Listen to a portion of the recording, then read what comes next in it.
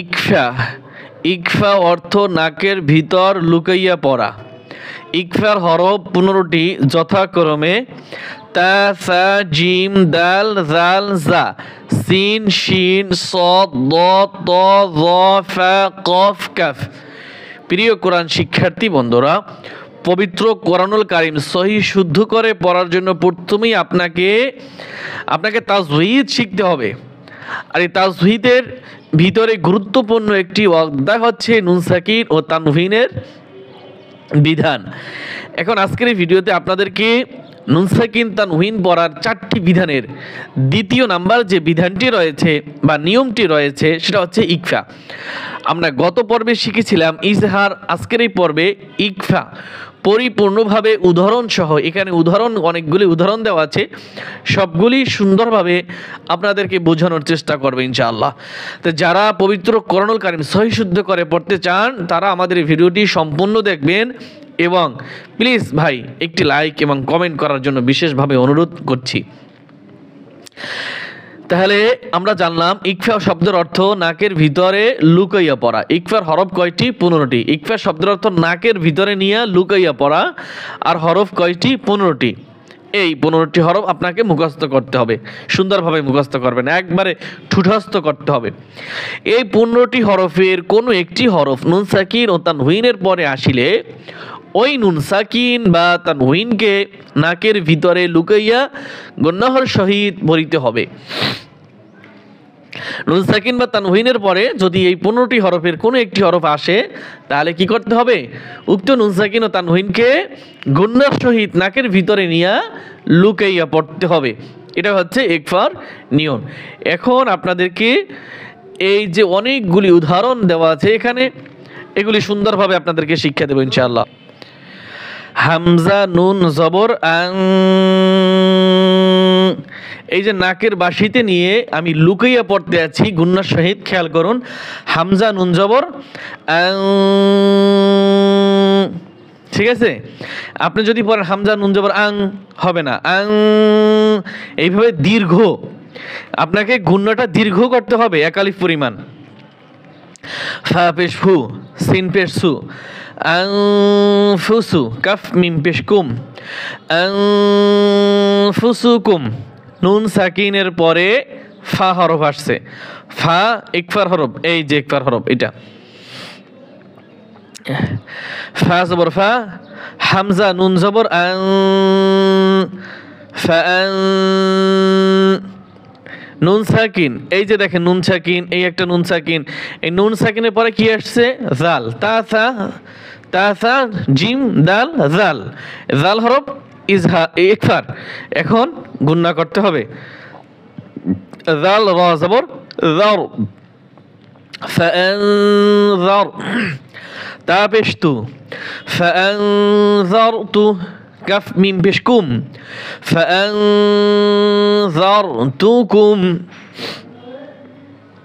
খ ইয়া জবর খই, র দুই জবর রং। এই নুন সাকিন অথবা তানভিন, এখানে নুন সাকিনের পরে আর এখানে তানভিনের পরে, দুই জবর দুই জের দুই পেশকে তানভিন বলে, এখানে হচ্ছে তানভিনের পরে, একই নিয়ম। কাফ জবর কা, খই রং কা, সা ইয়া জের সি, টান হবে খয়রন কাসি। র আলিফ দুই জবর রন, র আলিফ দুই জবর রন বানানোর সময় আর যখন রিডিং পড়ব তখন এখানে এক আলিফ টান হবে, কারণ দুই জবরের স্থানে অক্ফ করলে এক আলিফ টান হয়। খয়রন কাসীরা, খয়রন কাসীরা। নুন আলিফ জবর না, এক আলিফ টান হবে। র দুই জবর রং, এখানেও তানভিনের পরে তা আসছে, তা ইকফার হরফ গুণ হবে। না রং, তা জবর তা, লাম জ জবর লাউ, জ খারা জবর জ, তা লাউ জ।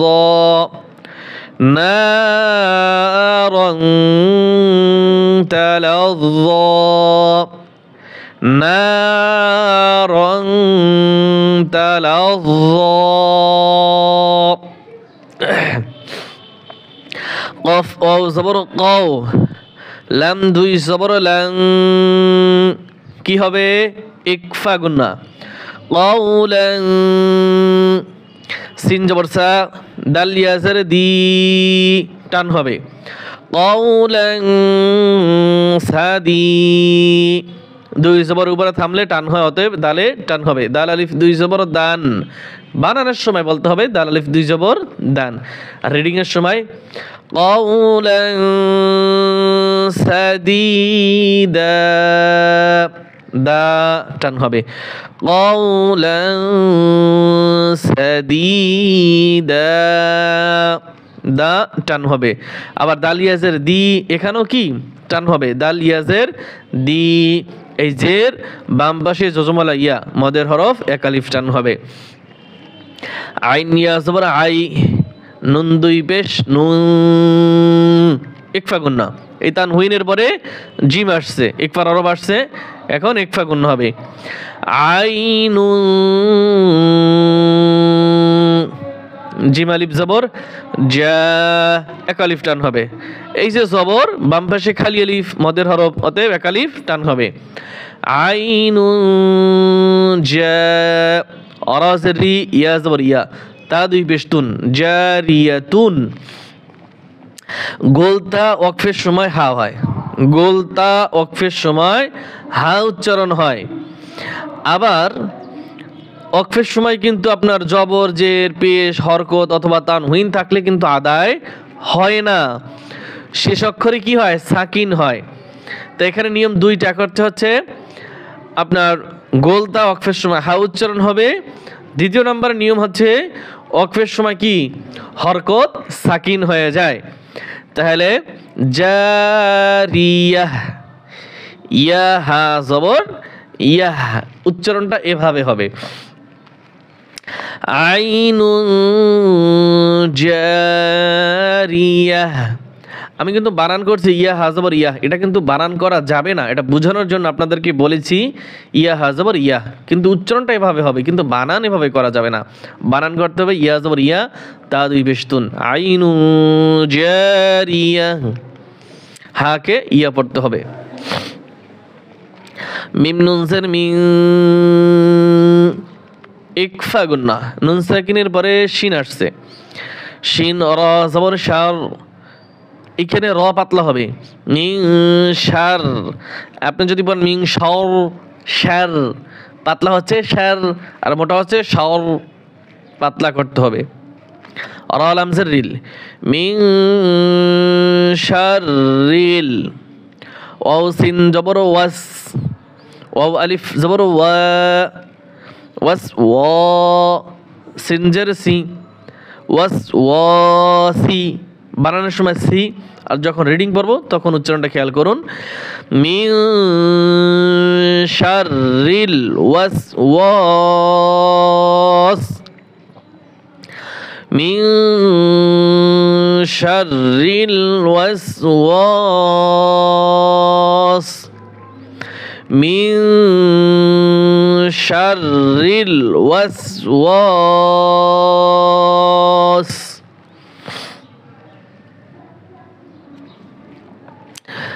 দাল কাফ জবর দাক, কাফ দুই জবর কান, তানহুইনের পরে দাল আসছে, ইকফার নিয়ম, দাক কান।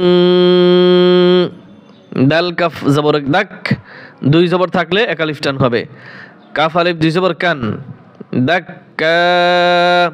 বানানোর সময় বলতে হবে কাফ আলিফ দুই জবর কান অথবা কাফ দুই জবর কান।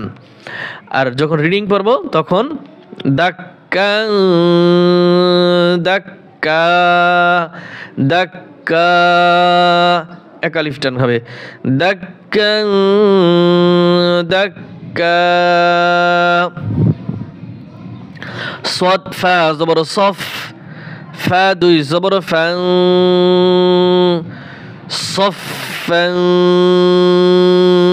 গুণ হবে, তানহুইনের পরে সদ আসছে, সদ হচ্ছে ইকফার হরফ। আবার একই শব্দ সফা জবর সফ, ফা আলিফ দুই জবর ফান, সফা থামলে কি হবে, দুই জবর উপর থামলে টান হয়, সফান